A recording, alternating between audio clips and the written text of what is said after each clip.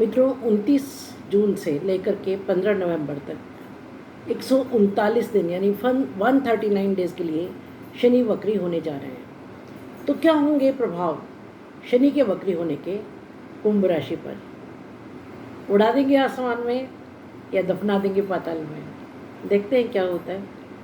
नमस्कार, स्वागत है आपका दीपा ज्योतिष में और स्वागत है मेरे चैनल 21st सेंचुरी मॉम में।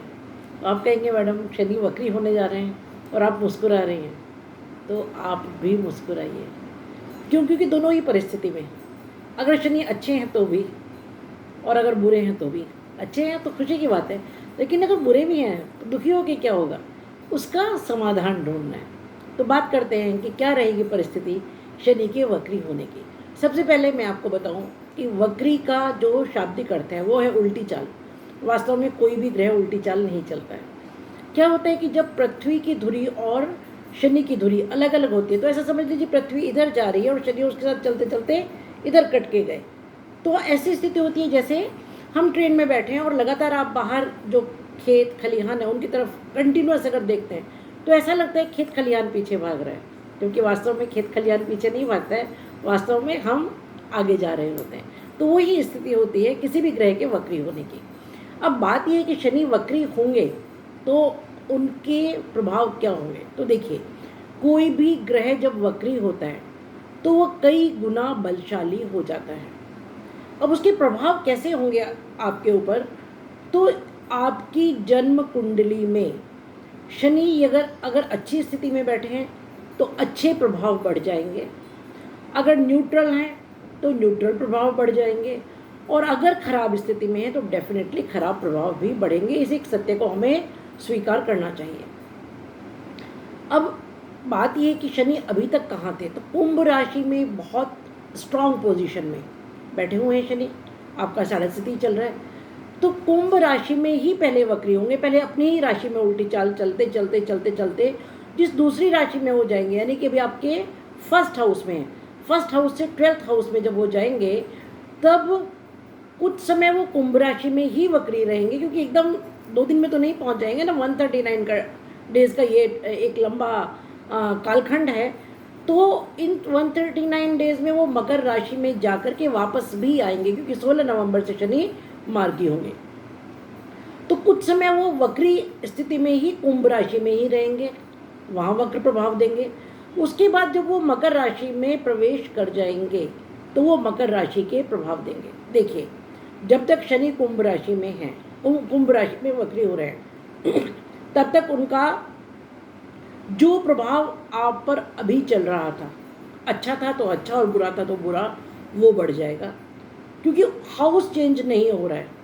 जब तक हाउस चेंज नहीं होता है तब तक जो प्रभाव आज की स्थिति में, आप अपनी लाइफ को खुद एसेस कीजिए और देखिए कि आज क्या स्थितियां हैं, वही स्थितियां आगे बढ़ेंगी। क्योंकि इस समय शनि जब फर्स्ट हाउस में है आपके, तो आपके शरीर को मजबूत बना रहे हैं, आपको बहुत हार्डवर्क करवा रहे हैं। उसकी तीसरी दृष्टि, जो कि ट्रूथ दृष्टि मानी जाती है, वो तीसरे घर पर, यानी छोटे बहन भाई पड़ोसी आपके और आपका छोटी यात्राएं, उस सब पर है, जो अच्छी दृष्टि नहीं मानी जाती। तो अच्छे प्रभाव यहाँ पर नहीं है।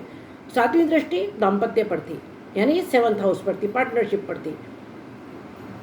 तो दाम्पत्य जीवन में अगर आपका अच्छा चल रहा था अभी तक, उससे आपको पता लग जाएगा, क्योंकि आप में से हर एक नहीं जानता है कि शनि की स्थिति मेरी कुंडली में कैसी है। तो आप रफली इन प्रभावों से जान सकते हैं।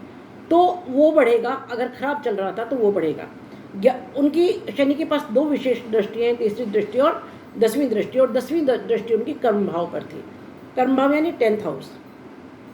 तो पिता का सुख, नौकरी में सुख, हालांकि एक समय ऐसा चल रहा था कुंभ राशि वालों का जब बहुत लोगों की नौकरियां छूटी हैं। मैंने जो आपका मई महीने का आपका राशिफल बनाया था, उसमें बहुत लोगों के कमेंट्स आए कि मैडम बिल्कुल सही निकला, जो आपने बताया था बिल्कुल वैसा ही हुआ है।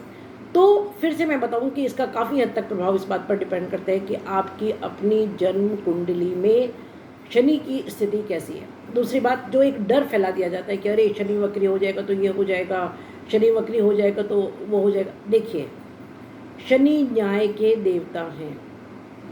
हमारे ही कर्म अच्छे तो अच्छा फल, बुरे तो बुरा फल।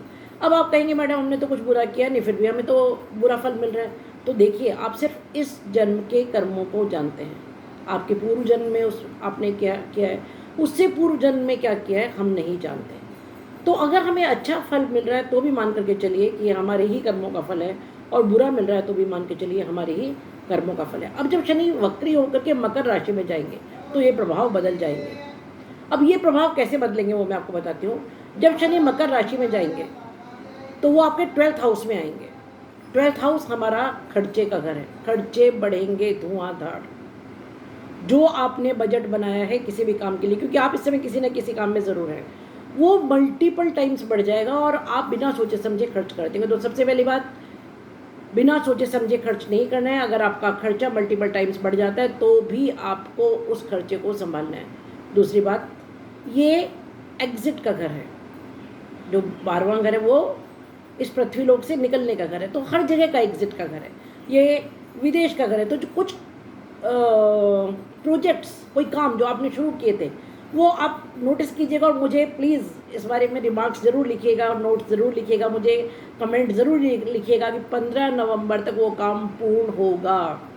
15 नवंबर तक आप उस काम से बाहर आ जाएंगे। 15 नवंबर तक एग्जिट होगा उस काम से आपका। अब अगर आपकी कुंडली में शनि अच्छी स्थिति में है तो अच्छी तरह काम पूर्ण होगा।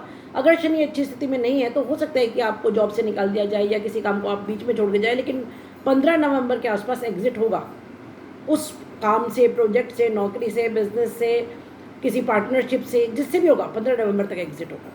तो उस एग्जिट को बहुत संभालिएगा, क्योंकि देखिए मैं हमेशा बोलती हूँ एस्ट्रोलॉजी रेमेडियल साइंस है। आज आपको ये बताने का पर्पज़ ही ये है कि आप पहले से थोड़ा सा संभल जाइए। तो अगर एग्जिट होता है, अगर बहुत अच्छे से आपका काम पूर्ण हो रहा है, शनि की स्थिति आपके कुंडली में अच्छी, तो वल्ले वल्ले बहुत ही अच्छी बात है। लेकिन अगर कहीं और से भी एग्जिट हो रहे जो प्लेजेंट एग्जिट नहीं है तो भी उसको बहुत शांतिपूर्ण ढंग से लेकर के चलिए। तीसरी बात, विदेश से लाभ होगा, विदेशी लोगों से लाभ होगा, दूसरी भाषा के लोगों से लाभ होगा, दूसरे धर्म के लोगों से लाभ होगा। और ऐसा नहीं है कि फ़ायदा नहीं होगा, इससे में आपको ज़बरदस्त फ़ायदा होगा।